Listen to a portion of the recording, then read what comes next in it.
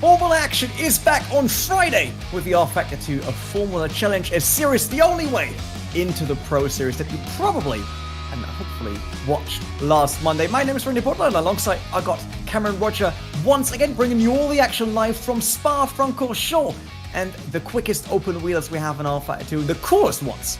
Racing once again, and Cameron, our season start and challenge 2 weeks ago was already absolutely mind-blowing. So what you got in store for us this time? Well, it's going to be great indeed. Excuse me, going to be great indeed. We've got obviously another 45-minute action-packed race coming your way. Last week we didn't really know what was going to happen because obviously it was a new car, and also the car had only been released about 2 weeks before that as well, so everyone's still really new to it. We've now got a couple of races under our belt, so we know a little bit what to expect, but we still really don't know who's going to win because at the end of the day it's still a bit of a lottery.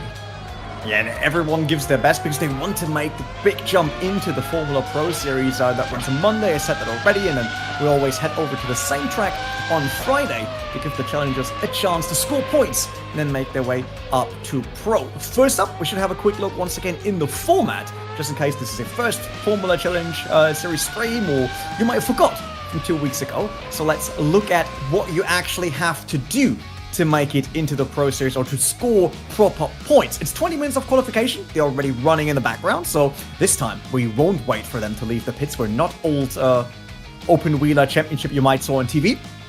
And from qualifying on, only brakes, engine, steering, and front wing are still able to be changed.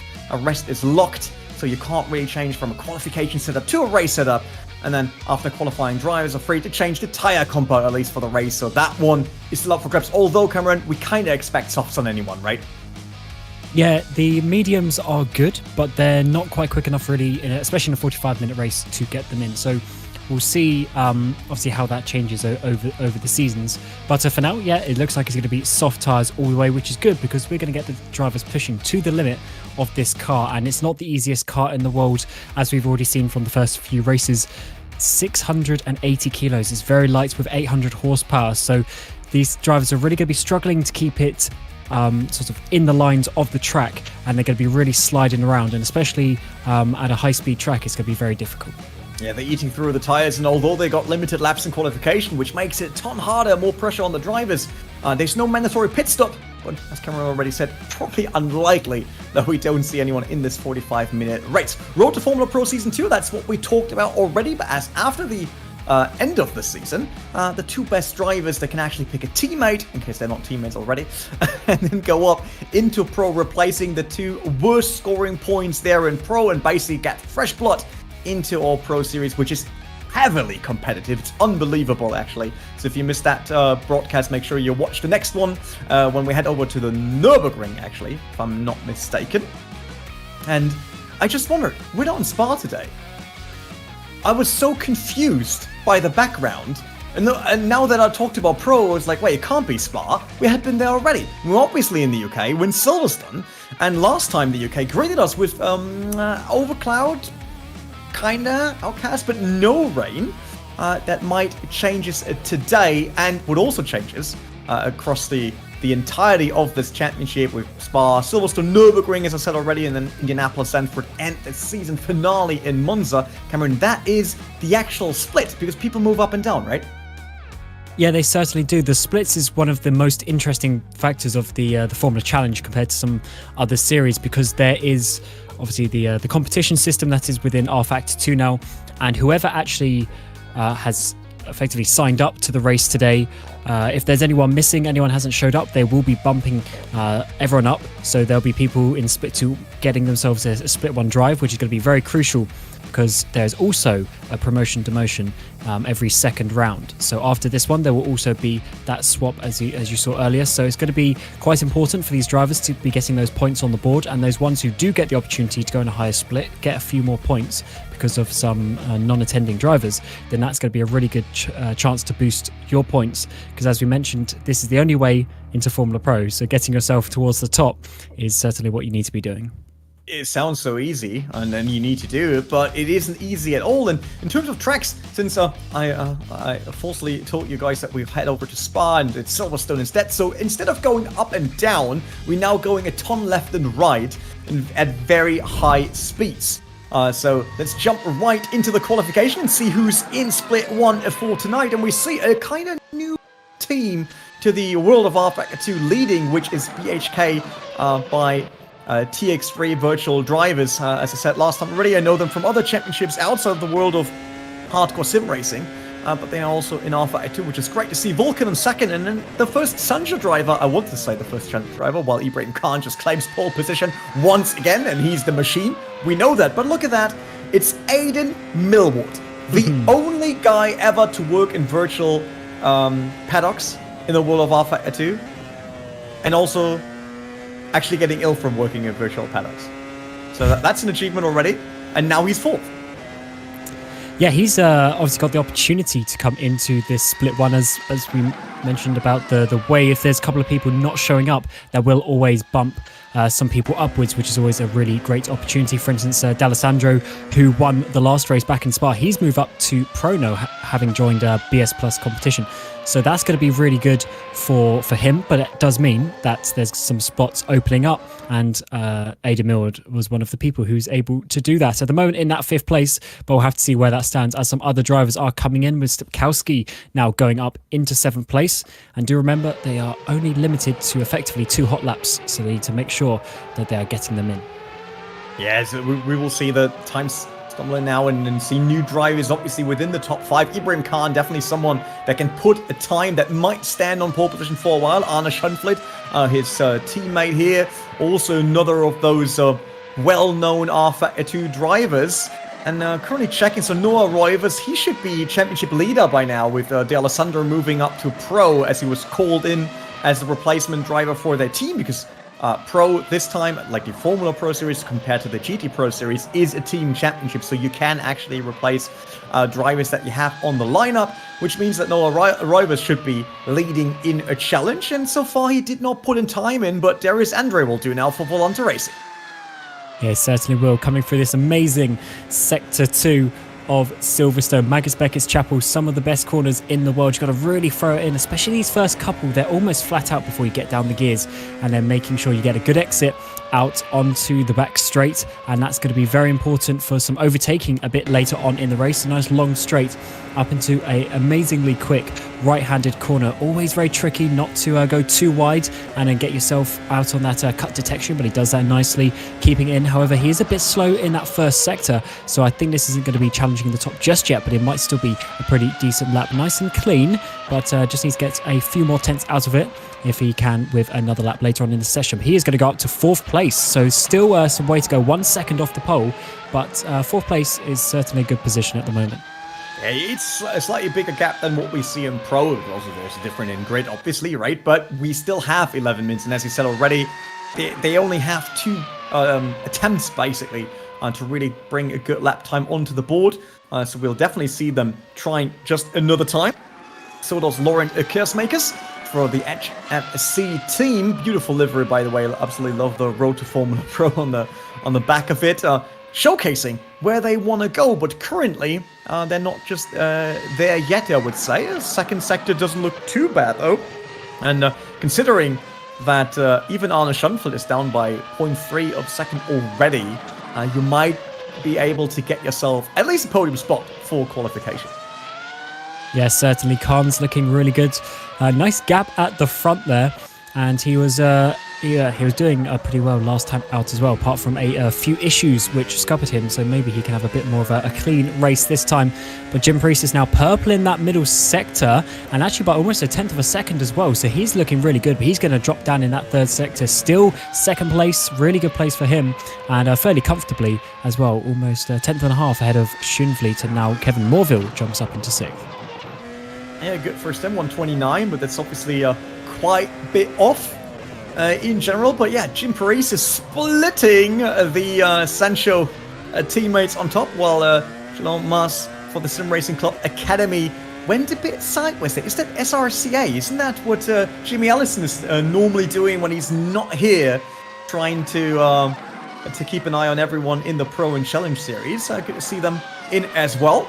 And Barbakov in his first lap as well. Now that we reached halfway point, we had 20 minutes in total. We now got 9.5 minutes. So normally, Cameron, we would now expect to see a few more times that actually tell us what the grid might look like for the start.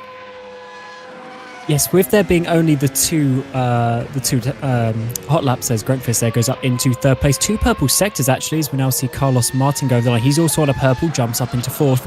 And as you see now, the times are starting to come in. With those 2 laps, and with the rubber increasing as the session goes on, as the cars go out, you really want to be one of the last drivers across the line. So most drivers won't go out for the first sort of 5-10 minutes of the session if they are sort of worried about the rubber level of the track. But we're really seeing some times coming now. Noah Reuvers, as you say, your effective championship leader, finishing 2nd in the previous race. He's gone purple in that middle sector as well, but 3 tenths down in that first sector is going to be very important indeed as he now comes towards the line. Is it going to be enough to get himself up on that front row, or is he going to be dropping a little bit down? He's going to be 6th overall, so only 3 tenths down, but all 3 of those were in that first sector. Yeah, very unlucky for him here. That it seems like he got everything together in 2nd and 3rd, but just set first kind of fell apart, and he had to slot in between Schunflit and even behind Carlos Martin, his teammate. His second teammate, Rainey, just slot into 7th while we're on board with, or looking at Collin Sprok for Team Redline. Obviously, Rietveld and Kevin Siggy in the Pro Series for Redline doing a great job each and every race. And Collin Sprok definitely does not want to stand in their shadow. So Zologianis won at 29.5. Currently top 15, but that is far off from what we've seen. It seems like he and Silverstone really have a bigger spread in terms of times, which might also be the case due to people getting promoted into Split 1 for this race, and now realizing this is a way tougher challenge. Yeah, it's a very difficult track. It's a weird one with the times though, because there's effectively only about 4 braking zones in the whole track. It's a very high-speed track. From this corner Robin Panzar's going around now, you basically only brake twice now before the end of the lap. So it's a really crucial sequence of corners. All these high-speed corners, it's very difficult to gain time, but it's also very easy to lose it if you muck up your racing line. But look at that, getting right to the edge of the track, and that's what you want to be doing, getting every last thousandth of a second. But I think the important thing here is you need to have the setup absolutely dialed through these corners, have it nice and planted, and that wasn't so bad indeed. But he's also 3 tenths down in that first sector, but then also goes purple in that second. So it seems Khan on pole is very good in that first sector, and now coming through Stowe as well. It's looking fairly nice for Robin Panzar, but I wonder if it's going to be enough. Yeah, especially here in the chicane. We saw that in Pro as well. People throwing away their quick qualification times just because they lost traction coming out of it. But this looks quite good for Robin Panzar. With the purple sector, it's only enough to go 7th. So right behind Noah Reuvers, who had a similar first sector, and he said Ibrahim Khan nailed it in the first sector. Absolutely flawless there, it seems, compared to everyone else on the grid. But so far, everyone should be out. Bronchek is on the track. Lopez Arjona is on the track. Shara is on the track. So now all the time should come in when we finally get closer to what the grid could look like. And that also means that we have to say goodbye from the top 5 and Aidan Millward, our commentary colleague, down to 18th. He's coming from Split 2, so he got promoted due to drivers not being here for the Silverstone race. And obviously fingers crossed for him, and we'll definitely jump in his cockpit every now and then to make sure that he holds up the flag for the commentators in racing. Yeah, he's certainly not doing too bad a job in the grand scheme of things. He's still got himself high enough to be promoted into Split 1, as we now see Keersmakers come across the line, go up into 9th place, and that is his second lap, I believe. So that is him going to be at best in 9th place. But now Mrocek, his first lap, so he's left it really late. He's still got plenty of time to get his second lap in as well. So he's going to have the most rubber of people on their first timed lap. And let's see what he's going to do. Across the line, jumps up into that 6th place, just ahead of Noah Reuvers there. Very close between those drivers, only 0.003 of a second between those two. And Mrocek still has 1 lap left to go. Now on board with, speaking of Shara, the GT Pro Series driver, so he will have to get used to GTE cars right after coming out of the cockpit of the Formula car here on Friday. Let's see, second sector, another 0.4 of a second off, so definitely not enough to get within the top 5. Obviously, Alejandro Lopez also starting his lap. Shara comes across the line, 16th only, 1:29.1, and that puts him very close to Aidan Millwood. I would say, so we'll definitely see that fight coming up. Denis Stipkovski, so far 22nd, which probably means he did not put a time in, but 0.7 in the second sector, 0.4 in the first one. Doesn't look too good. Yeah, only 20th place there, 1.6 seconds off pole. So it is actually quite interesting to see this gap because the top, I mean, even the top 10 really, they're just so close together. Just a few hundredths here and there, and you'll be gaining places where a bit low down. The times are starting to spread out. Let's see what Carlos Martin can do. He's going to jump up into third place, and that's quite important for his championship hopes because he got into that incident last time out in Les Combes, and he actually got a 20-second time penalty from that, so he lost some points in the previous race, so he's going to need to be trying to gain them back here at Silverstone. See, Mark's coming across the line. That's also a 1:29, 23rd only. So, not really what he was looking for. Adam Rainey, third of the Nitrex GP drivers. As we talked about, Noah Reuvers currently being the championship leader, more or less, if we don't account for D'Alessandro. He is 11th, so the slowest of the bunch. Gets up to 10th and passes Kersmakers, but not more in. Still 3 minutes to go, but who can actually do a lap? Andrzejewski can do one for the Polska League Sim Racing. Oh, that was bad, Rene. Don't start a team name if you can't bring it to an end. So I will be with PLS. It makes it a lot easier, kind of, doesn't it? Yeah, the logo makes that nice and easy for us. But yeah, he's a little bit off. He's 7 tenths down just in that middle sector alone. So he's maybe not quite feeling it with the car, but he's still obviously fighting for those places indeed. And if he makes a little bit of an improvement, he will be able to get himself higher up the grid. And that's going to be very important for this 45-minute race. Starting as high as you can is certainly going to help your way along. And let's see, 21st place is going to be a 29.4, so he's not last, which is obviously a good thing for him, as we're seeing a Motorsports Games liveried driver with Vagianis now coming into this Sector 3 as well. Fairly decent time. He's going to be somewhere around P12 or so at the moment, maybe a little bit lower if he loses some time in this final sector, but now around the final corner should be easily flat out in these cars, and then a little bit of a run to the line. Where is he going to put himself? He's going to jump up into about 13th place. Oh, good guess, though. Your prediction was nearly spot on with 12. Barbakov is a second attempt, if we're not mistaken, for the Sparta Racing Team. We saw him previously already in the G-Play TV yellow car coming across the line, 128.8, so it's at least a top 15 for now. Arne Schoenflert, though, Sancho teammate of Khan and Aidan Millward, he is already in the top 5, but there's a purple sector in the second one. Can he actually go up? And he does, beating Ibrahim Khan in the last 1.5 minutes remaining. Wow.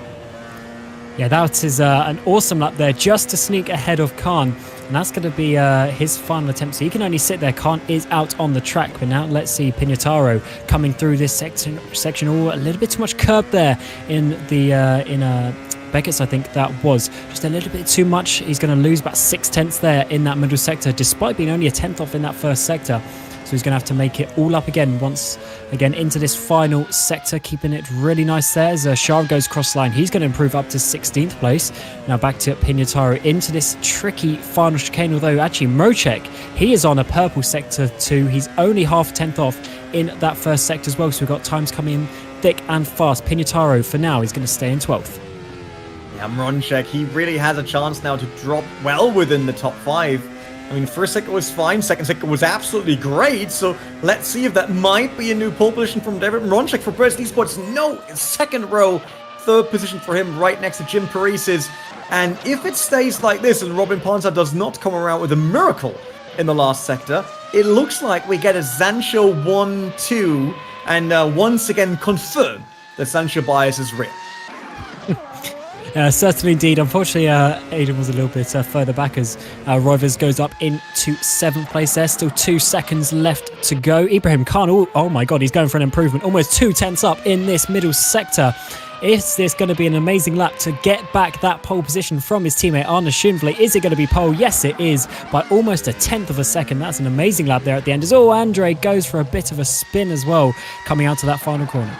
Yeah, Andre not going for a quick-a-thon, that's for sure. But Ibrahim Khan showing Schoenflert that he wants to be the #1 driver on Sancho when it comes to the open wheel. A great performance here, on point with a lot of pressure, but Volante Racing, Alejandro Lopez Arjona still has to come across the line. Let's see where he can slot in. 12. It looks a lot better than 2050 he had previously. So he should be quite happy about that. But once again, it shows how hard it is to really nail those lap times. There were a few drivers, let's say with the top 12, that could potentially be on the top, but hey, it was Ibrahim Khan, and it's well deserved. It certainly was, and I actually like this sort of limited laps format that we got in qualifying, because it really puts the pressure on those 2 laps, and especially if you mess up your first lap as well, you've got to nail it on your second, otherwise you're starting further back. But it's always good to see a driver really get the best out of his car, and he was only half a tenth off in that first sector, so it's pretty good lap there by Khan in the end. And as you said earlier, Zancho 1-2, so they can control the race a little bit here. They can try and make sure that they are getting 1-2 by the end of that first lap, which will be very crucial, because overtaking isn't the easiest around here, and with tyre wear being fairly high, you want to be in that clean air at the front of the pack. The big question for me is, can Aidan Millward become a legend with passing everyone into turn 1 and then only crashing into his own teammates on 1 and 2 and completely destroy the entire race for Sancho Simsport? I think that would make him absolutely legendary. So shout out to Aidan Millward. I can see that he is in the chat. Maybe he considers it for the second round. But no, let's get back to real facts. And first race at Spa. I don't know if I want to call it out messy or aggressive and exciting. It kind of was both, I would say. A lot of front wings, a lot of rear wings laying around, and even though first corner looked fine, the rest was, knife between teeth, driving all day long. Is that what we expect here in Silverstone as well? I would say it's very much the same. I believe there's only one DRS zone for these Formula Challenge guys as well, the one that you're seeing in the pictures in the background now, going on that Wellington Straight. So that's going to mean your main overtaking opportunity is there into Brooklands, and with it being such a sort of long sweeping corner, you're really going to see some dives down the inside and people locking up, and it's going to be very interesting. And then with the rest of the track, it's just so fast and flowing. Every time you get just that little half opportunity, you're going to see people going for it. And hopefully we see a little bit cleaner racing, but it's still going to be very aggressive, and I wouldn't count on there being a couple of accidents here and there. Yeah, it is aggressive drives, and obviously we want to see fights between the drivers. We do not want to see them crashing the cars, obviously, but we also know that heartbreaking moments are part of racing and motorsport in general. So let's see what this race has in store for us. Slight change if you saw it last week, because we will have a warm-up lap, so to say. So we will have a parade lap, and it seems like we get a parade lap of Aidan Millward. Probably looking for, what was it, 1 point whatever second off to his teammates. Maybe they're coaching him right now, or he's already preparing for that deep dive into turn 1. I would hope that he keeps sensible with being that far back. You can never win the race on the first lap, but you can definitely lose it. And even with with 45 minutes being slightly shorter than the Pro Series, it's still long enough that you can make something happen. And as shown on the graphic, pit stops are allowed. They're not mandatory, but they are allowed. And we did see, I believe it was Collin Sprok. Yeah, Collin Sprok. He came third place last time with doing a zero-stop strategy. So I do wonder if anyone's going to be doing that, because he was a little bit further back and he actually managed to make it work. And yes, there was some fights at the front, which probably helped that a little bit. I want to see if anyone else is going to try that around here, purely for the fact that overtaking is just that little bit more difficult. It's definitely an interesting format. Since in GT Pro, not GT Pro, Formula Pro, there is a mandatory pit stop, and even there we saw different pit strategies on both races so far. So let's see. We also had people going for 2 stops last time, but as you pointed out already, the races in Formula Pro are slightly longer than what we have in Challenge here, so you can't really copy and paste what you learned on Monday on the Pro stream. Let's see that everyone gets ready. They will probably run with more fuel now to get used to the heavier car once again, especially on the braking. But these cars creating so much downforce, so much ground force, sucking it right onto the tarmac. Crazy car to drive. Oh yes, it's a it's a fun car, but it's certainly tricky to drive. It's not a car that you can just get in and be fast straight away, but there is obviously an enjoyment factor from that. You really have to work yourself up into the speed of the car, and I think that's why we see just a little bit bigger separation in lap times between some people, because you really just have to get the confidence and the feel with it. And I think that's one reason why it's created such a interesting and aggressive series so far, because it's so difficult to get that edge on the other drivers. You've really got to be on top of your game, and hopefully the drivers will be giving us a great show from that. But yeah, it's a really tricky car to drive, but obviously if you want to try it yourself, go on the rFactor 2 Steam store and get the downloadable item with that. It is an absolute blast to drive.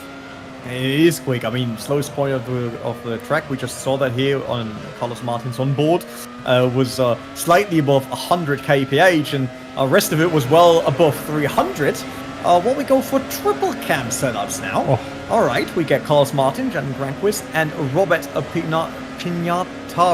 That was the name I was looking for in my head. And it's interesting to see with the Formula cars, they are slightly different driving styles compared to how aggressive people want to be on the turn. As there's obviously a high risk of losing the rear if you tap that accelerator just a millisecond too quick. Yeah, everything happens just so much faster in these cars, which I know sounds a little bit of common sense because they are a lot faster than, say, the GT cars that we use in the GT series. But this car, yeah, you just gotta be careful with how you're sort of transferring the weight. With the GT cars, everything sort of happens a lot slower, so there's a lot more time to turn the wheel in and load up the outside of the car and that sort of thing. With this, a lot of time you're just like flicking the car left and right, and you really have to keep control of that and make sure you're trying to keep the car as stable, because as you say, if you just flick it in too much, you will start to lose the rear. And that corner there that we're looking at, turn 1 and 2, is a really good example of that. If you just send it in too much, you will just be spinning out, and hopefully the drivers don't create too much carnage there in the race, because that would be a very high-speed crash. Looking outside of the window, just like the camera does, tells us that it's not it might be UK summer, actually, looking at this, but it doesn't look too great, which means there might be a slight chance for rain, and that will be a real deal breaker for some of the strategies laid out by the teams and drivers so far.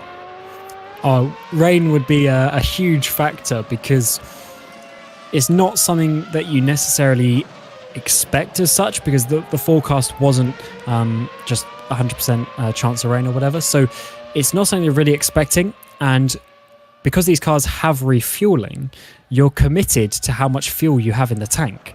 So if it starts raining and you only have, say, 3 or 4 laps left of fuel, you're really going to have to make a big decision when it comes to your pit lap, if you want to stay out or if you want to pit then. So that is certainly something to look out for, but it's getting a little bit cloudy. I'm not sure if it's going to rain, but it's certainly something that the engineers of these drivers will have to be thinking about. Holden also out for Satellite Racing, another team that was represented in the GT Pro Series in rFactor 2 previously, so a well-known team. And I have to say, I absolutely love the look every single time we're on board with someone onto the steering wheel and seeing how quick that car is. I mean, there are corners where you're above 300 kph, and you have to believe in the tires and that all the magic that nowadays is called aero is working. As otherwise, normally I wouldn't try to corner 300. I raced over 300 kph in my life, but I never had to corner at that speed. Yeah, it's even obviously in the sim, it's quite an experience. It's something to get used to if you're used to the GT cars. Once you're used to it, it's fine. But certainly there are some corners here that you're obviously taking flat out, pretty much, such as turn 1 here and Cops, the old turn 1. You just have to turn in and just have the faith in the car that it's going to stick. And some of these drivers, they are fairly experienced in open wheels, but some drivers still getting used to that. It is quite a big change from the GT series, but it's certainly been a great addition to rFactor 2 to have a more up-to-date open wheel car, and it's going to provide us with a great season. And hopefully we get from the Formula Challenge, we get a great new team entry for the Pro next season. I'm absolutely sure we will. And another thing that I'm absolutely sure on is an exciting start, because compared to all the GT racing that I would say us sim racers are used to by now, because there's GT racing absolutely everywhere you look at, it's always a rolling start. But here in the Formula Challenge and Formula Pro Series, it's a standing start, and that really puts a lot more pressure on the drivers. I mean, normally the car's rolling already, right? There's not much you can do wrong, so you might be a tad slower while Kers makers decide to get rid of his car there and everything that's bolted onto it. But yeah, you got a certain speed, right? And you might sleep on the start and you lose one position. But with a standing start, if you're not on point and the biting point is not correct and the car is not getting off the line as expected, then you're not only dropping way more positions if you're unlucky, you're also a danger to yourself and anyone else coming from the back. Yeah, it's completely different style of racing. I remember, I think it was either Anthony Davidson or Alan McNish was saying the jump from Formula One into sports cars was a huge thing for them, because the standing and rolling starts are completely different style. As you say, if you mess up a standing start, you're going pretty much to the back of the grid, or at least you're losing 5-10 positions, whereas with a rolling start, you can sort of get away with a few things. But a standing start is certainly a spectacle to see, and coming through the ultra-fast corners of turn 1 and 2 as well, you're going to see some drivers really squabbling for position before they all start breaking down into turn 3 and 4, where I'm sure we're going to see a few dives to the apexes, because it's a really good place to gain positions, but it's certainly a little bit risky. It definitely is, and I hope that's not where Shara's car is off right now, otherwise we need to write off another one for the team. Noah Reuvers sitting in the car already, helmet on, means he is ready, and so are we, to jump into the actual race session. The warm-up is over, everyone should be dialed in by now. Hope they are. While we get a beautiful look once again at Silverstone, there's a bit of rubber already on the track. We see it there around the apex. So that's where you got most of the grip available to you and your car. And the guys better use it hopping into the race session. We'll just wait for race control to let us know that everything is all right and we actually get going. And we do. Ibrahim Khan with Arne Schonflit in the first row, followed by Burst Esports, David Moronchek, and then Jim Parisi's for Edge FC.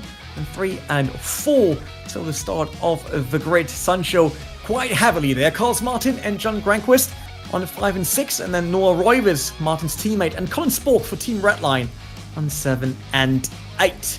Following up is Robin Ponsel, the second Burst Esports driver, and then Adam Rainey, third Nitrex GP driver. Lauren Kersmakers, after his crushing warm-up, car is ready to roll once again. And then Pinataro right next to him. Vagianis on 13 from Motorsport Games, so I guess that's just a standard. Skindo and Drs Andre from Volante Racing, followed by Barbakov and Shara. Was hoping for Cameron to jump in, but Kevin no. Warville in 17th, Aidan Milde in 18th, Paulie Honan in 19th, and Brant Holm in that 20th position. Then Andreevsky in 21st place, Stepkovsky in 22nd, before Zaligianis and Mas round up the top 24 on the grid. And then on the final row by himself is Alejandro Lopez in that 25th place for Volante. So hopefully he can make up a few positions, but he possibly won't be winning the race from there. But as you say, we will be having a formation lap, which the drivers are on, and this is where the teams need to get their brakes and their tyres up to temperature as much as they can to be ready for the start. It's so sad that others didn't see that, right? I can see you on camera, and it's slightly different to working next to someone, right? Like in a real studio environment. And you looked so focused, and I was like, all right, let's get Cameron in. And then when you heard me pausing, it was like, oh. I love those moments. It's okay. And that was great. I really enjoyed that one. I'm sorry to throw you under the bus there. It's all right. We got Shara here in 16th place, your driver for Butler Power Motorsport, and he's a driver you expect to be a little bit higher than this, so hopefully he can make up some places in the race. 16th at least gives him some opportunities to score some nice points anyway, so hopefully for his and the team's sake, he'll be able to get themselves a little bit higher up the grid. But talking about teams, Zancho 1-2, in 45 minutes time, will they be crossing the line that way? We're about to find out. And then there's obviously a third central car in the background. That's Aidan Millward, our commentary colleague, just slotting into his grid position. That, by the way, is an absolutely beautiful camera with everyone trying to set up their car. We see Alejandro. Oh, he had to reverse the car back into the grid.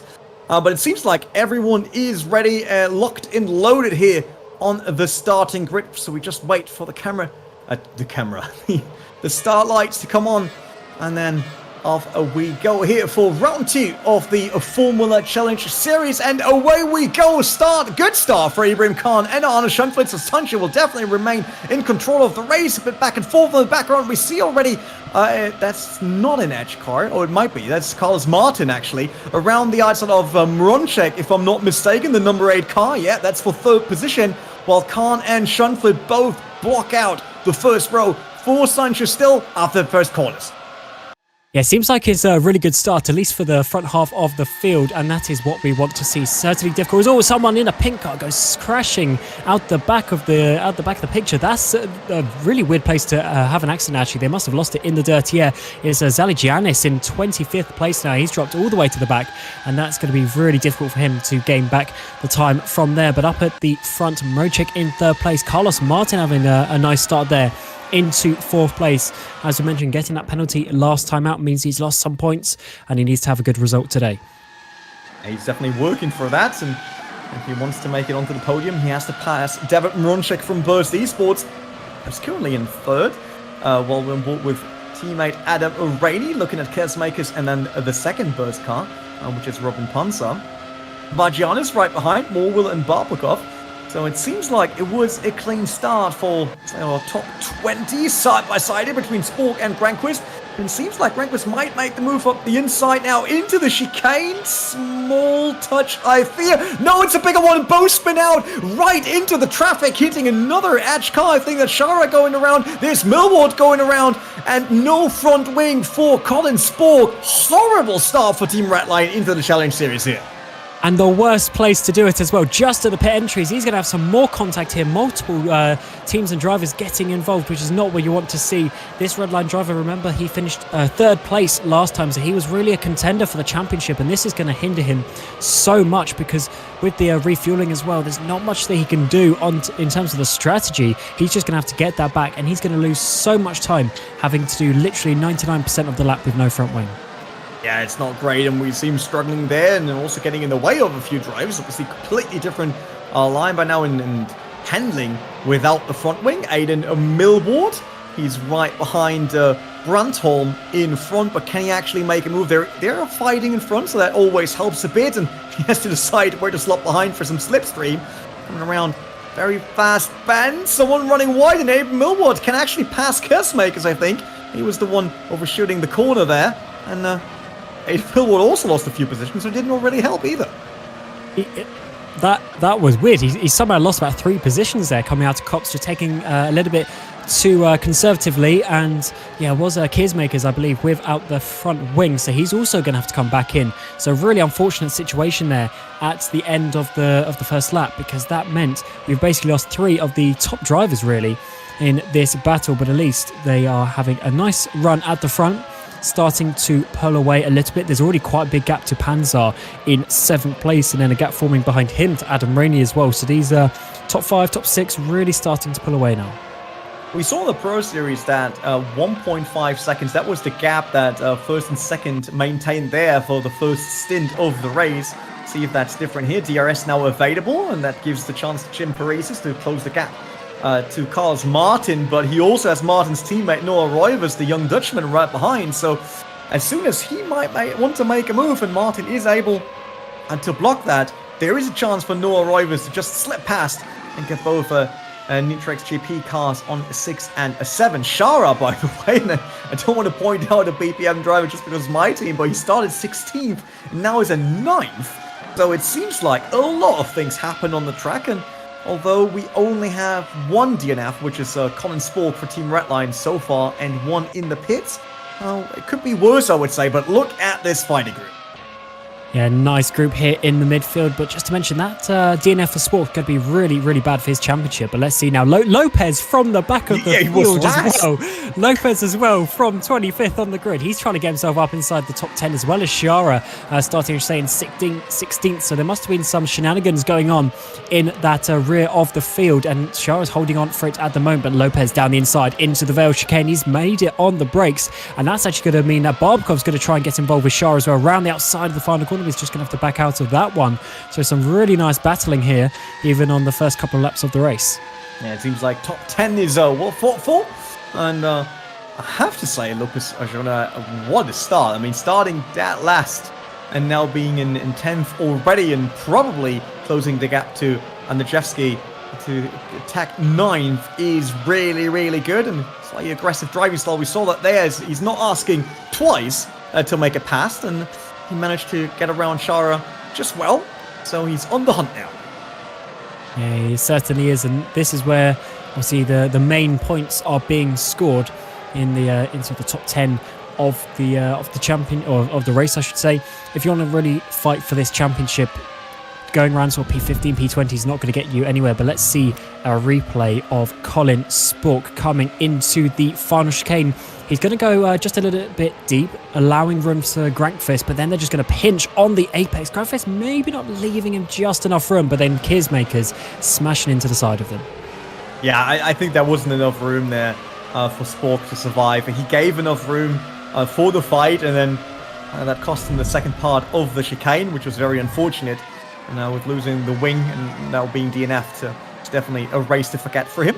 Barbakov and Shara, it's still a big fight. A Sparta Racing team against Butler Palm Motorsport around the outside now for the chicane, setting up around. What a great on the braking here, is like ensuring that he's passing Shara already before going into the chicane. Really, really strong, and it looks like Shara is currently dropping in pace because Brunholm is already lining up as well to take down the BPM driver. Yeah, momentum is a huge thing in racing, and if you just start losing one or two positions, it can really hinder you, and you sort of get a bit negative with your driving as Andre there comes into the pit lane.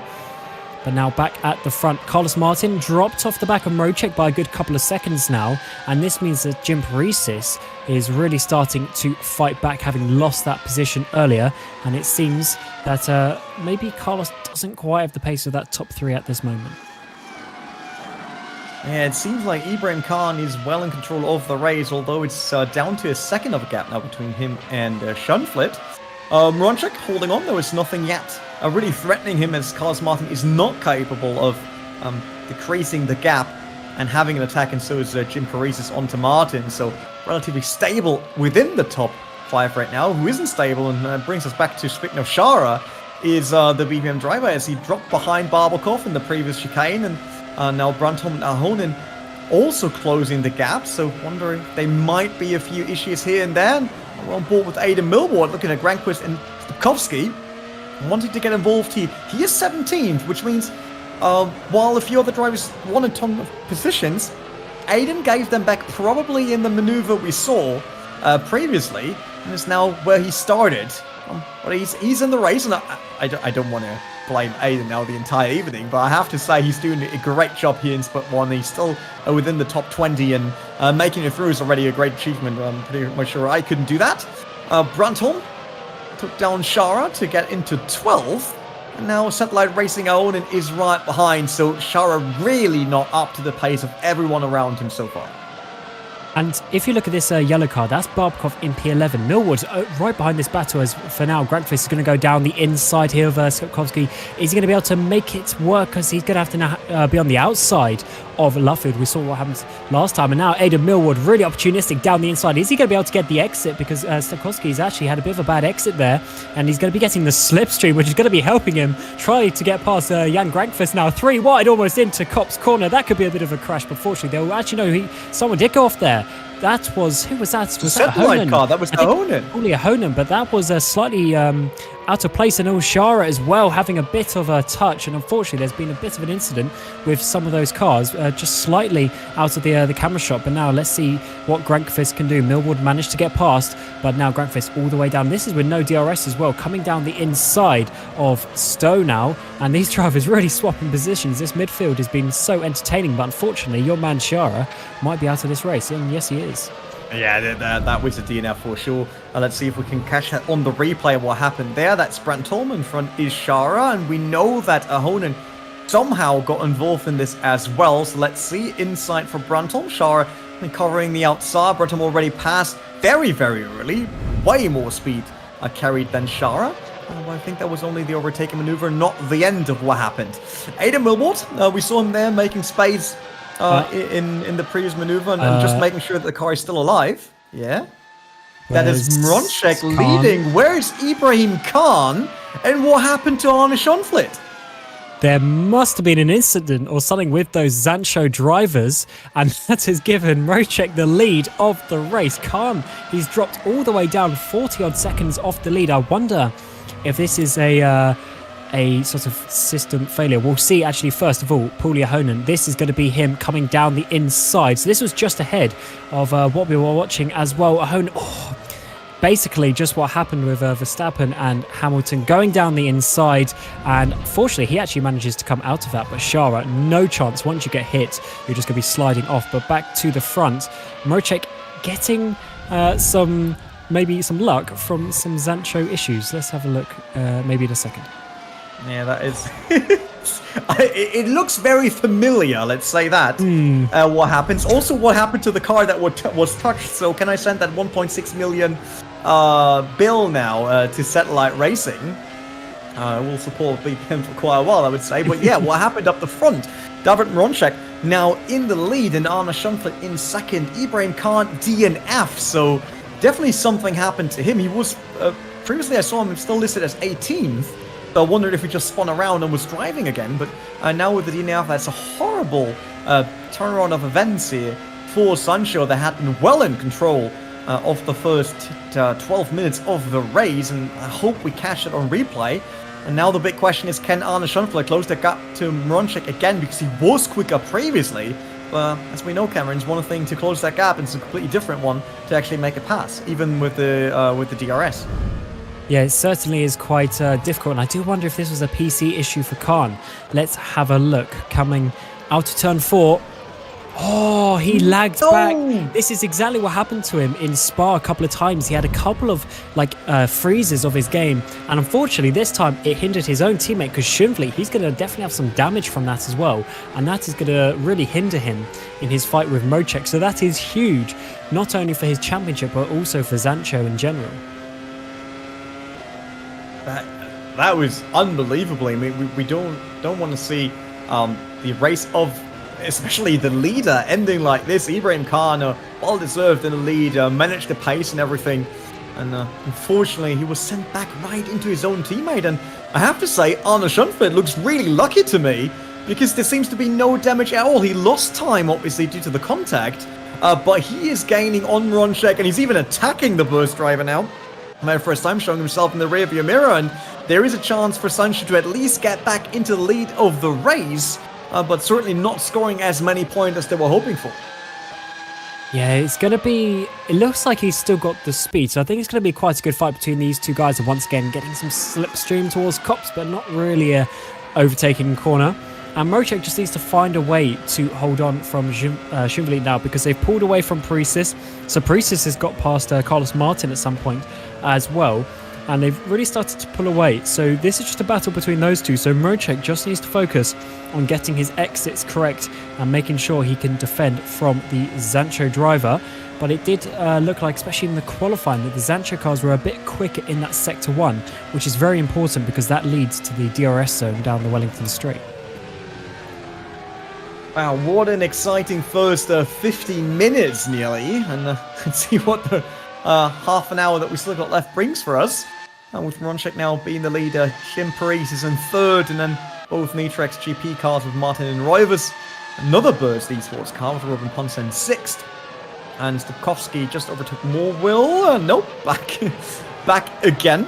It goes, but yeah, I'm pretty much sure Arne Schunfler is now looking for that perfect corner where he might want to launch an attack on Ronjek.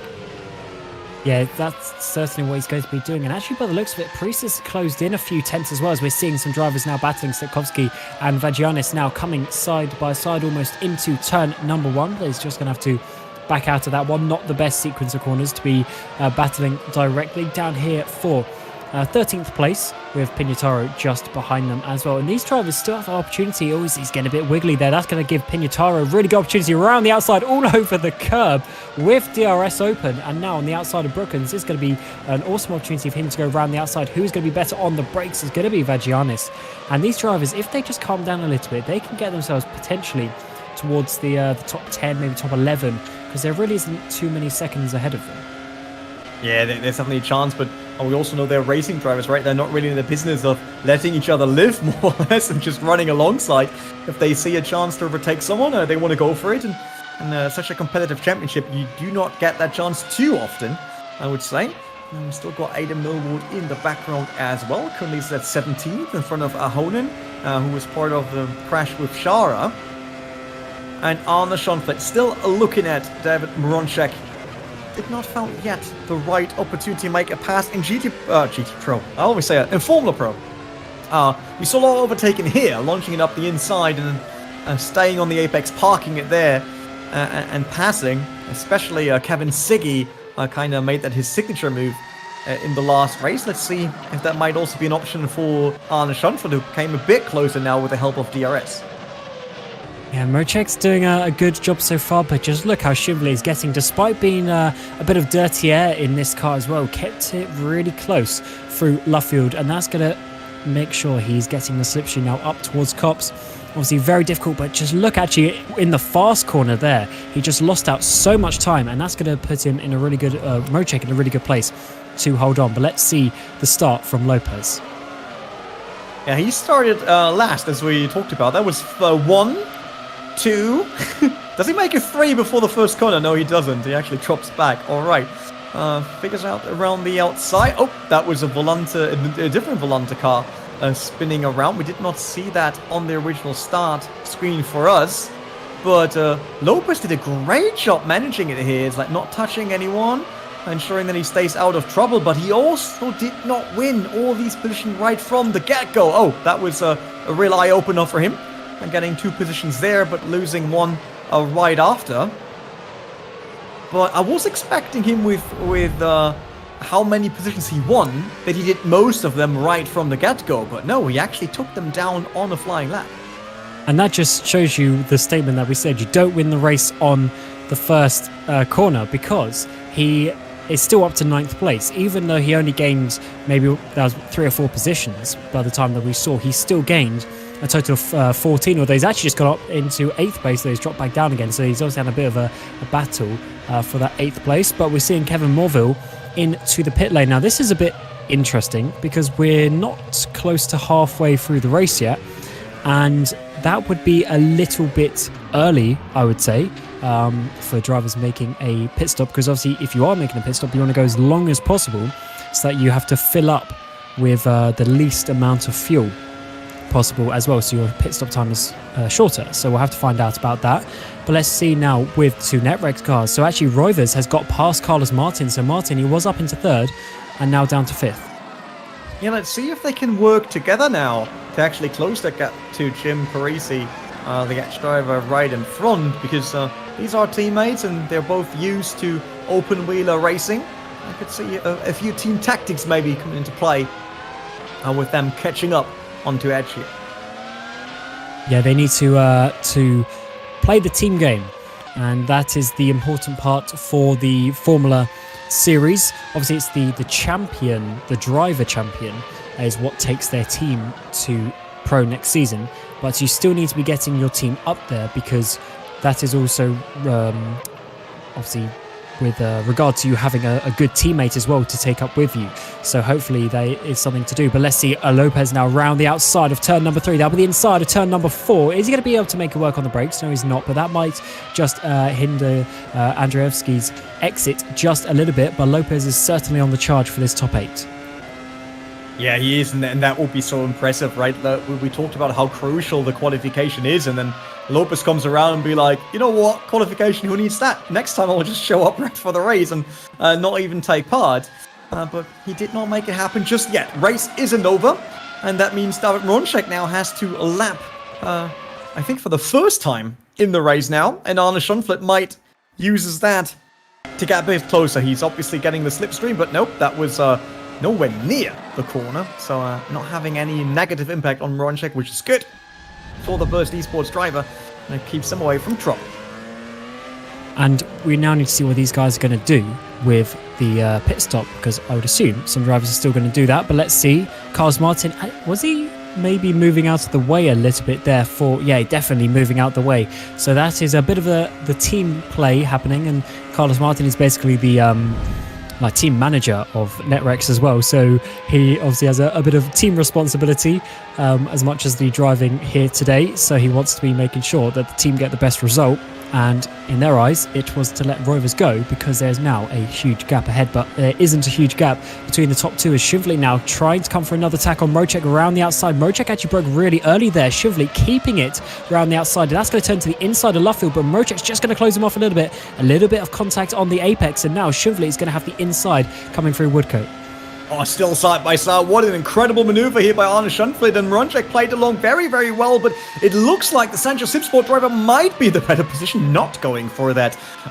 Another replay of the move we just saw, and all know very well, but that also means Schonflet had to slot in behind Mronček once again. That was the first big chance here for Sancho to get back into the lead, and it also showed Mronček that Arne Schonflet is more than capable of going that speed. Jim Paris is in the background, which means if these two are losing too much time or even touch each other, then the Edge driver might right be on target there.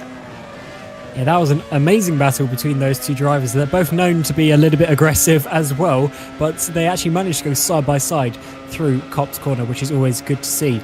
But now Lopez Ahona he's sort of lost a bit of ground actually on the straight, so I wonder if he's running a little bit higher wing as both of them come into the pit lane. We are coming up to pretty much, as he goes all over the grass, that is going to be potentially, he might have lost his front wing there, but that could also be a pit lane speeding penalty, as he might not have got down, but either way he has lost his front wing. And if my knowledge serves me correct from previous times, sometimes when you lose your front wing, the team doesn't have enough time to sort out a front wing, so he might actually lose the basically have to go around again to come in. And Mronček's dropping down to 7th, so I'm going to hope that was him making his pit stop on that lap as well.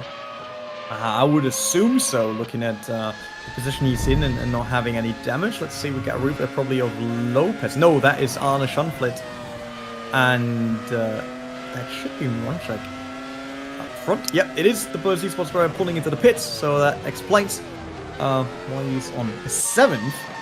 Listed. But yeah, you said that with the front wing, it's obviously not easy. I mean, they have the brand new cars, right? Not many front wings around, so you can't just hop onto eBay, get a new one, and then get that delivered by Amazon Prime. I don't know.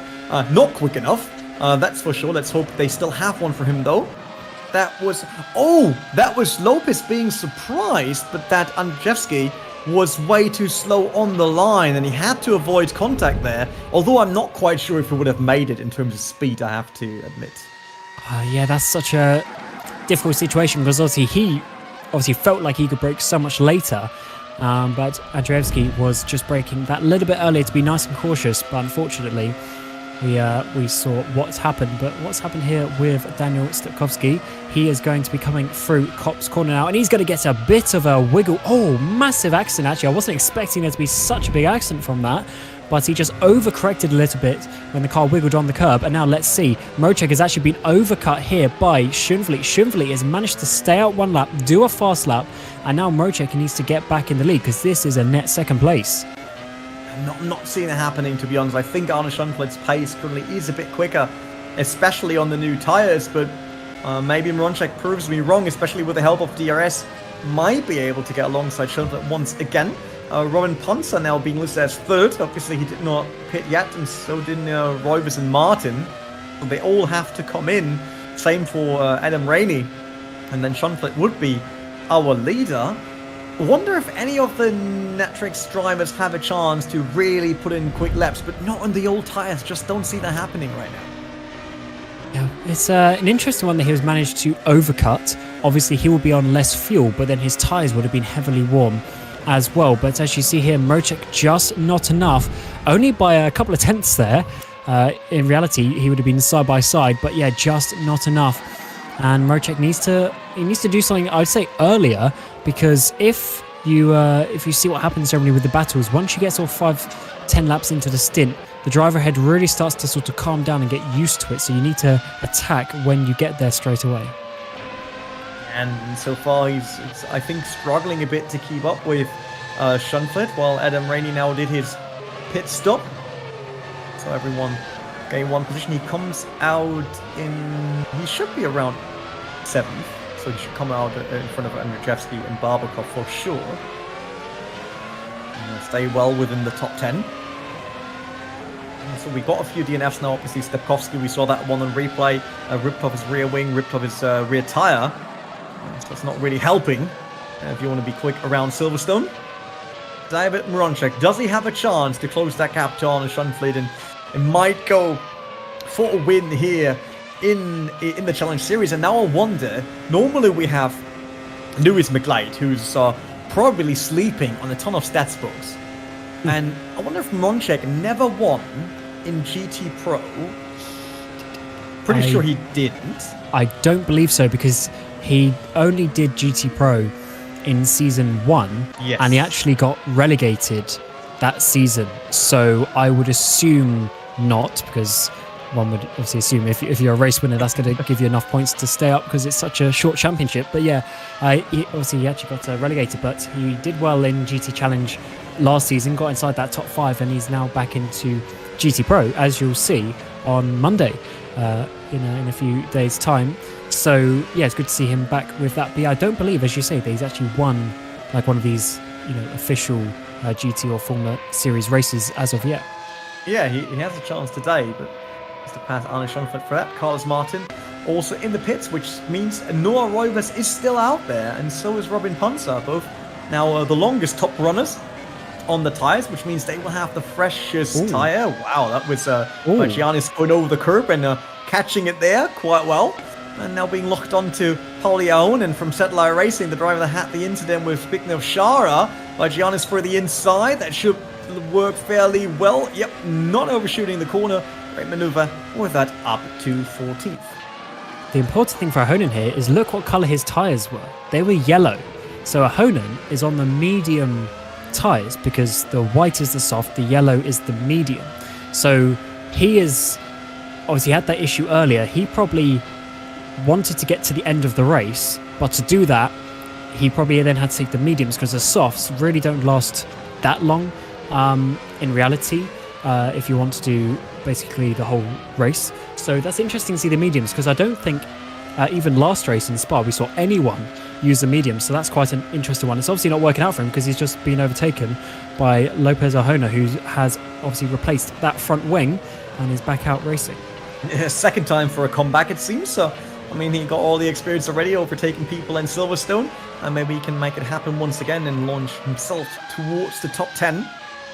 See if it is possible. Noah Reuvers, previously leading the race, now in the pits. Let's see if he comes out in front of his teammates. Yes, he does. No, he doesn't. He just slots in right behind Carlos Martin. So we now got 3 Netrix GP cars in a row. If you get 4, you actually win. So I will just wait for that one. And so let's see if I can make Paris a Netrix driver for this race. While we get the maneuver of Lopez against Ahonen. No, that isn't the maneuver, because that's the Sector 1. Beautiful switchback, though. Look at that. Awesome exit. Really well executed. Lopez really showcasing proper racecraft today in the Silverstone race, that's for sure. But out front, we still got Robin Panzer. He's only 5 seconds ahead of Shinfleet. So I would assume if he's trying to zero stop this race, he is going to lose those 5 seconds anyway. However, one reason I think that we've seen some drivers go a little bit further is because the further you go into the race, the less fuel you have to fill up. And therefore, you obviously have a shorter time and you save a bit of time that way. So it's obviously the balance of the sort of the undercut potential of having the fresher tyres. Does that gain you back the time that you would save from having a shorter stop? That is what you need to work out. But Panzar's gone half an hour, or almost half an hour into the race, and he is now, as Mrocek's in as well. Mrocek should not come to pits again, because he was previously. Did he get a stop-go penalty or something like that, like we saw with Reitveld on Monday?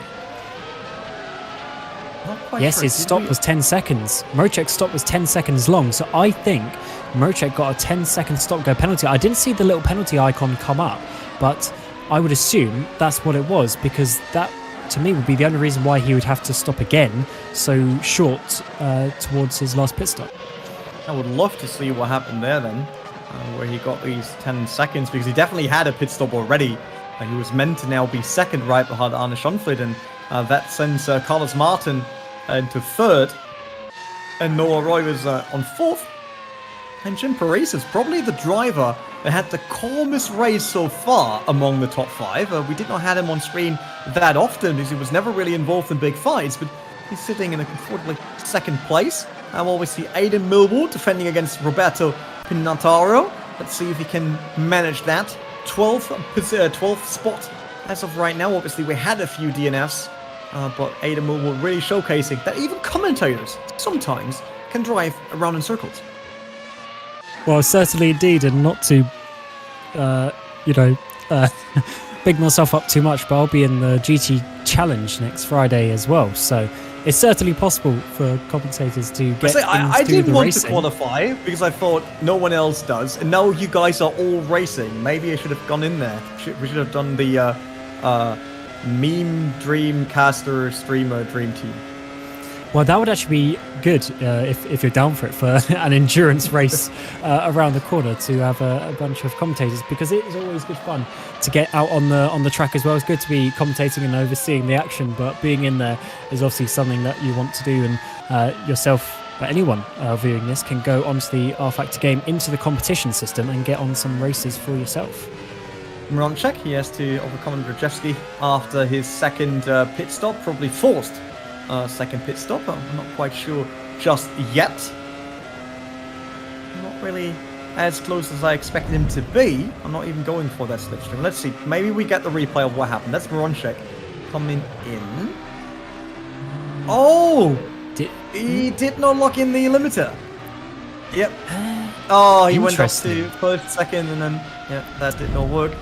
Yeah, he might have double pressed his limiter. That's often a fault that drivers do. You're so eager to press the limiter that you actually double press it, and then obviously it turns off again. And unfortunately, yeah, it just went above that 80 kilometers, and having to go back down. 8th place is not great compared to a win, but it's still a decent place. So if he can try and get past Andrzejewski, then he can try and chase down Adam Rainey. It's going to be difficult with only being 12 and a bit minutes to go, but at least he can challenge for that top 6. And I think that's really the best that he can aim for, because the gaps ahead of that start to get a little bit too big. We'll see the fight. Sanjo versus BHK Esports by TX33. That's quite a long name. If they now would still have the bi-virtual drivers that they had on their logo previously, then it's probably the longest team name that we have. Andrzejewski against Mrocek. Mrocek around the inside there. That didn't look so difficult. I wonder if he just decided to give up on that battle, because Mrocek is, I would assume, clearly quicker, having seen where they were in the race. But Mrocek's now got 10 seconds to chase down. That's going to be difficult, but being a bit fired up. Let's see, lifts out, drops down to 6th gear, just didn't want to fight that. And that was a nice easy position from Mrocek. Yeah, I mean, you normally don't want to give up any position, but for Pavel Andrzejewski, I would say 8th position is good. It's a good result. And there's obviously a certain risk in holding someone back that tries to have a big comeback after a mistake. So he probably did the right thing here. Carlos Martin now coming into the pits again. Wow, and I'm quite surprised what's happening today. It's like a two-stop strategy. I said happened in the Formula Pro Series, but that's a longer race. So I'm pretty much sure this is not what Carlos Martin had. In Same his thing. Yeah, 10 I seconds. think this. Yeah, I think this is a 10-second penalty for Martin as well. The car didn't jump up, so he's not changing tyres. Yep, 9.9 on the thing. So that was a 10-second stop-go penalty for him as well. So for some reason, we saw it in Formula Pro on Monday as well. Speeding in the pit lane just seems to be a little bit easier to get at this track, unfortunately, because quite a few drivers have come cropper to that. Yeah, very sad for Carlos Martin, who did a great job there and was on the way to a podium position. That's now been carried over to Noah Reuvers' teammate. Kersmakers against Vagianis. Vagianis, a black and red car behind Motorsport Games. Obviously, the new owners of Studio 397 and having their own livery in the game. I think that's quite nice. See, but it does not look like he gets any closer to Kersmakers as of right now. The Edge esports driver holding on to 14th position at least for now. And Chet pointed it out already. Same penalty as Jeffrey Riedfeld from Redline got on Monday in the Formula Pro Series. He's absolutely correct. So it just shows it's not like only the challengers make mistakes like that coming to the pits. It can also happen to the pros in the big series. And it's a shame really for that Mocek run, because Schindler has now got a comfortable 9-second lead over Jim Paresis. And it looks like, with there being 9 and a bit minutes to go, that he's going to be taking home a fairly comfortable victory, although Paresis has actually just gained a little bit in the last half a lap or so, getting down to 8.5 seconds, although that gap does fluctuate over the course of the lap, as you would expect. So it's just turned the race on its head a little bit, and it's actually given Panzer an opportunity to get himself a good result in that P4 as well. But unfortunately, we obviously lost some decent drivers earlier with Sprok, Kersmakers, Grankvist. Although Grankvist and Kersmakers still in the race, they are out of the top positions. So hopefully when we get to the next race in the Nürburgring, we can see some of these drivers get a little bit higher up. As Schindler has actually dropped down a bit there, or is it Paresis? Because they suddenly got really close. So Schindler must have had a bit of a spin. Yeah, definitely. I mean, it was 9 seconds previously, and now it's half a second. So Arne Schunford probably faced a few mistakes. And now there's Noah Reuvers right behind them as well. And all of a sudden, we have a fight for the podium of all three drivers. Maybe he was listening to you and was like, no, I can't let that happen. Yeah, you jinxed it. So this is Arne Schunford on board, going over the curb, coming around. And did he now slam the throttle a bit too much? He did, losing the rear end. Ooh, very lucky there. Not really smashing it into the wall, just slightly scratching it. And all of a sudden, he has to defend his position again. But I would say he got really, really lucky on that one. Yeah, the wall was at the correct angle for the way he was spinning. And also, fortunately, he was able to keep the lead. So despite having a fairly serious spin like that, he's able to keep the lead. Such was his gap at the front of the field. But now this is a good chance for Paresis and Reuvers to try and battle. You would expect that Schindler is a little bit quicker, such as the way that he got that 9-second lead, but at least now they have the opportunity to battle. As we're going to see Carlos Martin, it's 80 kilometers an hour, and yeah, he was similar as well. He must have double clicked, went up to about 94 or so, and it doesn't matter how much you slow down, it is only a upper threshold rather than an average threshold. So if you go about 81, 82, you're already going to be getting a penalty. That's very, very unlikely normally that you want to click it twice. There's no reason for that, and it leads to these penalties. And the big question now in this front team is, like, first of all, Noah Reuvers closed the gap by 2 seconds, because it was previously up to 3.5 seconds between him and Paresis. Arne Schunford now sitting on a set of tires that just had the spin of their life, so probably not the best from the three cars in contention for the lead. So is there a chance for Paresis to close up the Schunford, because previously he wasn't up to the pace? And then if he can, could Noah Reuvers be even quicker, because he managed to eat up that 3.5 second disadvantage he had previously? Yeah, indeed. It's going to be a good battle between these drivers towards the end of the race. There's only 6.5 minutes to go now. It's really getting to that crunch time where the pressure is going to be on. And it's good to see that the progress they've made already has got themselves to this battle. But I do wonder if Shinfleet is just going to pull away. Let's just see a replay once again. So this is going to be the spin. And he's just going to get so close to that. He might have actually just hit it a little bit. Now we're going to see Priestess come around the corner. That's a little bit of an interesting rejoin there from that angle. Now Priestess, he's going to get the run. He's going to be going way, way faster around the outside. And this is what we noticed on the tower, but unfortunately just goes a little bit too wide and gives the lead back to Shinfleet. He will be furious about that. I mean, he had the race in his hand already. And then due to the curb and unsettling the car, he had to give it back. Now he has to fight against Reuvers, who's a lot closer by now. So soon these two will start fighting. That might give the room to breathe to Arne Shinfleet. And I have to point out as well, if there's one car doing anything really, really bad, then all of a sudden, Aidan Millward, the third Sunshine driver, could be within the top 10 as he's currently sitting in 11th position. Yeah, he's had a pretty solid race. He is, about 45 seconds off the lead. So he's had not the race-winning pace, but he's still there. He's still in a good position. And getting in the top 10 of any, top-level championship is certainly to be congratulated. Doesn't matter that there's been some DNFs and some action. You've still got to get yourself to the end of the race. As they say, if you want to finish first you have to finish. And that is what the goal is for some of these drivers. And unfortunately for Lopez, he had the issue earlier because he's also down a little bit lower than what he would have hoped, but maybe he can make up another couple of positions towards the end. Yeah, obviously not the freshest tyres. We saw it there to the left and right of our picture. It's like rain on them already, not in the best shape, but they have to hold on to the DLI for another 4.5 minutes. And so there's Jim Paresis against Noah Reuvers. Noah not yet in a position to really make a move, so he's just watching and waiting. He got the DRS. No, he did not get DRS, actually. And for me, it looked like it was actually up in the flap. I'm quite surprised. Lopez now closer to Vagianis, and DRS enabled for him, so there might be a chance now to get closer. No, not by much though. End up braking.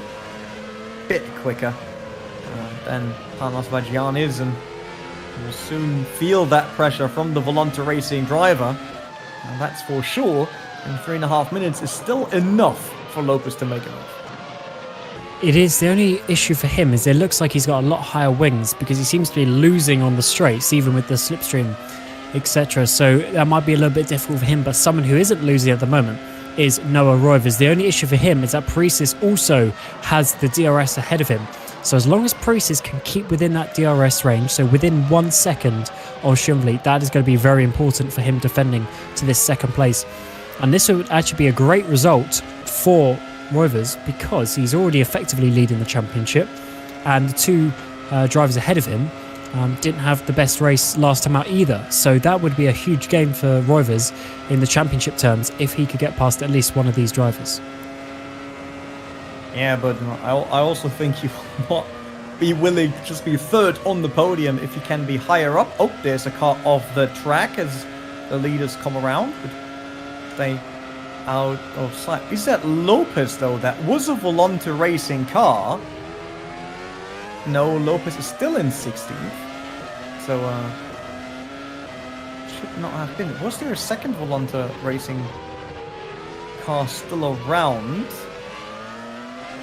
Quite sure, because that was blue, like the typical sparkling blue. As the cars come across once again, and nearly for the last time, we've still got 2 minutes and 11. Some roughly 2 laps that we can get done, and that was Andre, actually, the lapped car already now, and had a little off track there.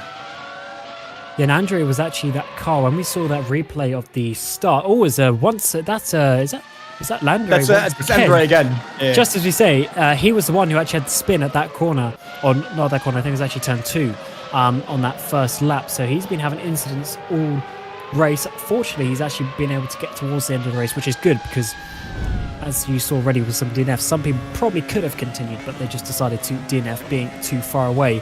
But once again, let's see Andre, he obviously just isn't comfortable with the car today, having a few too many spins, and getting lapped is not good because it just makes you lose even more time with the blue flags.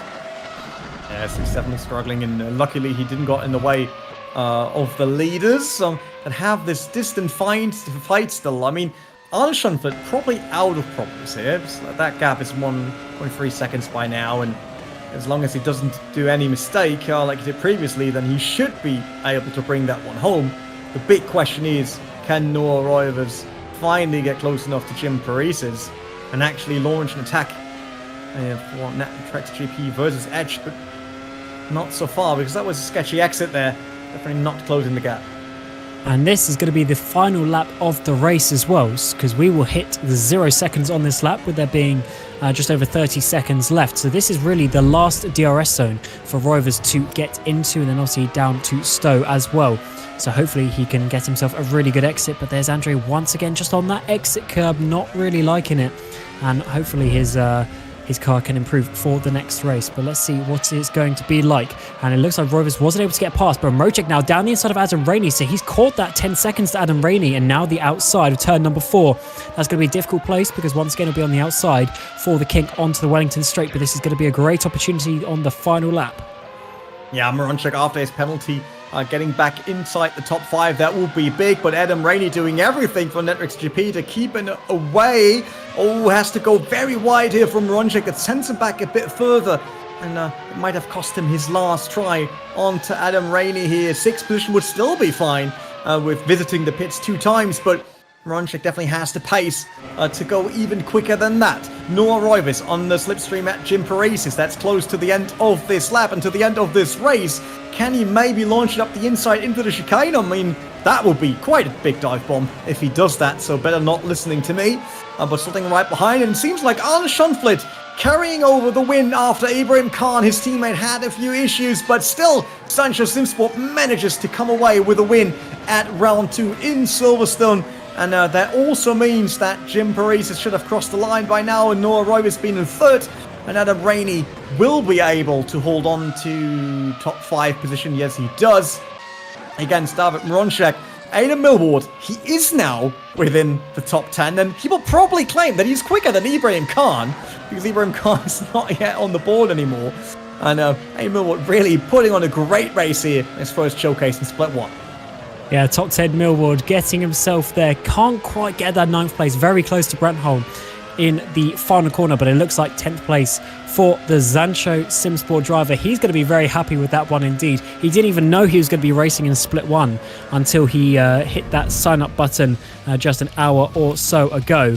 But yeah, just confirmation of that for Millward in 10th place. But Sancho having a fairly decent race. Unfortunately for Khan, he had to drop out of the race with that incident earlier. But Shumvli, after the incident with Khan, obviously getting a bit of damage, then he had another issue as well with Mrocek, and had the spin himself. So after all that, he still managed to win the race. So that is certainly going to keep the team very happy.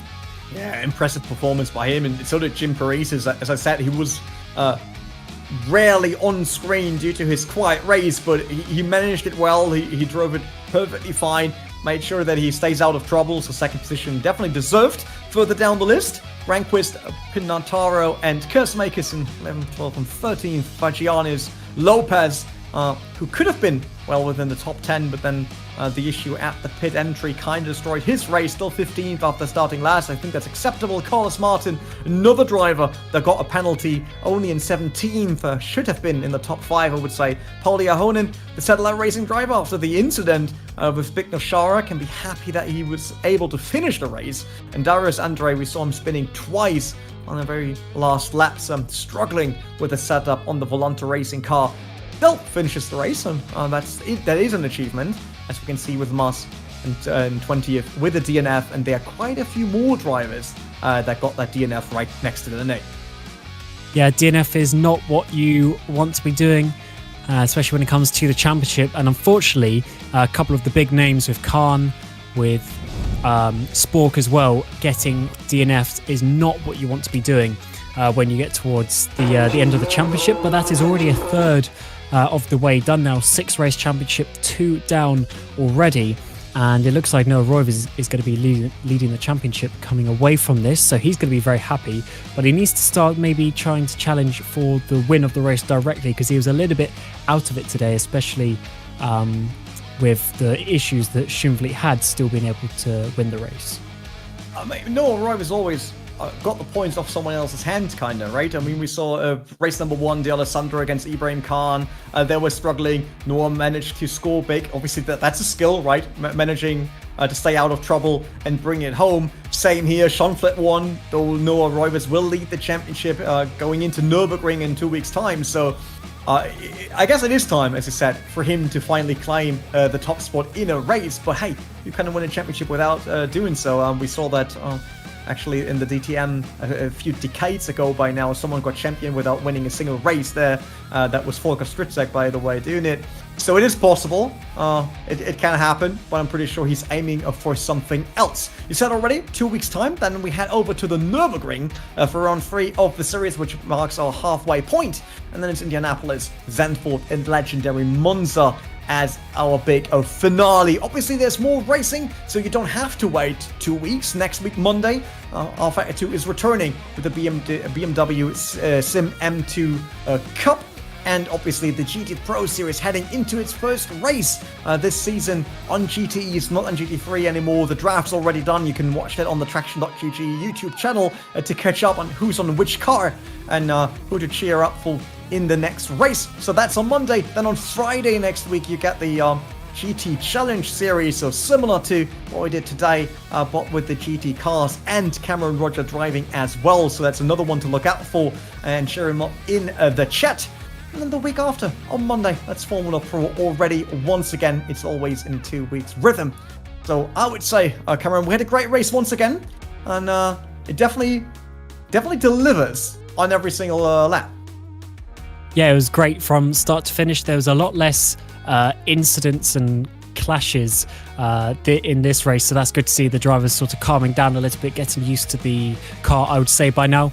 And I think it's going to be a great championship as we get towards the end of the season, and some great tracks coming up as well, so it's going to be very entertaining. And also, I should say, with the GT Pro GT Challenge Series starting as well, so there's going to be a great couple of months of racing as we head towards October. Enough racing action out there for absolutely everyone. And that means thanks Cameron Roger for joining me today.